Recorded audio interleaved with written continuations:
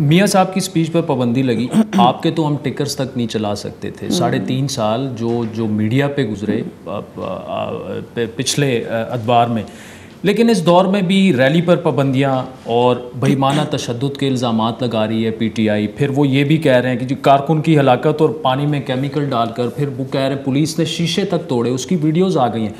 ये जो रिफ़्लेक्ट हो रहा है वो ये हो रहा है कि रवैया जो है मौजूदा गवर्नमेंट का भी वो जमहूरी नहीं है। जो आपके साथ हुआ बहुत बुरा हुआ, उसको सब ने कंडेम किया। अब एमनेस्टी इंटरनेशनल भी कह रही है कि ये रिफ़्लेक्ट नहीं होना चाहिए कि रैली पर पाबंदी, स्पीचेस पर पाबंदी।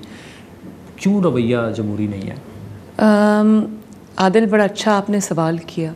बात ये है कि पहले ये भी देखना पड़ेगा कि हर रोज़ हमें एक नई चीज़ सुनने को मिलती है कि जेलें भरो और लॉन्ग मार्च।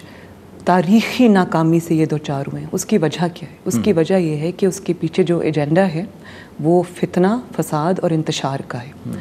दुनिया में कोई भी मुहज़्ज़ब मुल्क किसी एक इंसान को जिसके हाथ में माचिस है और वो सबको हर चीज़ को आग लगा देना चाहता है कि मुझे इक़्तिदार दो वरना मैं पूरा मुल्क जला के राख कर दूंगा।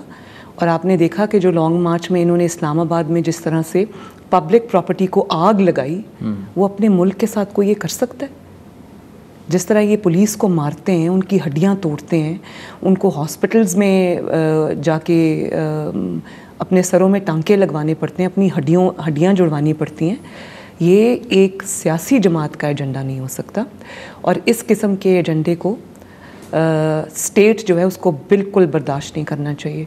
आप मुझे किसी भी मुहज़्ज़ब मुल्क में बता दें कि किसी ऐसे शख्स को एयर टाइम पूरा दे दिया जाए जिसका सिर्फ ये एजेंडा हो कि मैंने ये हुकूमत गिरानी किस तरह है, मैंने आर्मी चीफ़ को अपॉइंटमेंट से कैसे रोकना है, मैंने किस तरह से अपना जो फैशिस्ट एजेंडा है उसको परवान चढ़ाना है, तो कोई दुनिया का मुल्क ये बर्दाश्त नहीं करेगा।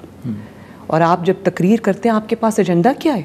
4 साल आप इक़्तिदार में रहे हैं, आपने एक अपनी कभी परफॉर्मेंस पे बात नहीं की और ना आप अगला कोई रोड मैप देते हैं। आप सिर्फ घेराओ, जलाओ, मारो, मार दो। आप जब इसकी बात करेंगे तो कौन सा मुल्क उसकी इजाज़त देगा? कौन सी स्टेट उसकी इजाज़त देगी?